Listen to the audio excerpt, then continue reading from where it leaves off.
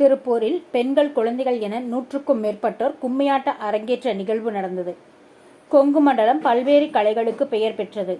இதில் மிக முக்கியமாக கும்மியாட்டம் இருந்து வருகிறது. கோவில் திருவிழாக்கள் உள்ளிட்ட நிகழ்ச்சிகளில் ஆண்கள், பெண்கள் என இரு தரப்பினரும் கொங்கு பகுதிகளுக்கு பெயர் பெற்ற கும்மி நடனம் ஆடுவது பலரையும் கவர்ந்து வருகிறது. இதுபோல் பலரும் இந்த கும்மி ஆட்டத்தை முறைப்படி கற்று அரங்கேறி வருகிறார்கள்.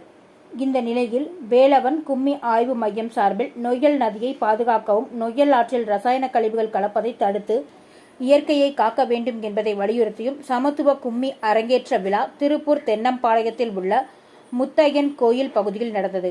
இதில் பெண்கள் மற்றும் குழந்தைகள் என 100க்கும் மேற்பட்டவர்கள் கலந்து கொண்டு கண்கவரும் வகையிலான ஒரே வண்ணத்திலான உடையணிந்து உற்சாகமாக கும்மியாட்ட அரங்கேற்ற நிகழ்வில் பங்கேற்று ஆடினர். இந்த நிகழ்வில் சிறப்பு விருந்தினராக எம்எல்ஏ செல்வராஜ், மேயர் தினேஷ்குமார், தெற்கு மாநகர செயலாளர் டிகேடி நாகராஜன், பகுதி செயலாளர் உசேன், வட்டக்கழக செயலாளர் நந்தகோபால், 55வது மாமன்ற உறுப்பினர் ஆனந்தி, 52வது மாமன்ற உறுப்பினர் கணேசன், மதிமுக மாநகர் மாவட்ட துணை செயலாளர் வழக்கறிஞர் தமயந்தி கந்தசாமி, கிறிஸ் கிளப் பள்ளி தாளாளர் மோகன் கார்த்திக், நொய்யல் பண்பாட்டு அமைப்பு பொருளாளர் திருப்பதி, செயலாளர் ஈஸ்வரன், ஆசிரியர் தென்னம்பாளையம் துரைசாமி, ஆசிரியர்கள் கலை சுடர்மணி ராமசாமி, நடன பேரொளி விக்னேஷ்குமார், பாடலாசிரியர் ராஜாமணி ராமசாமி, கௌதமி விக்னேஷ் குமார் மற்றும் பலர் கலந்து கொண்டனர்.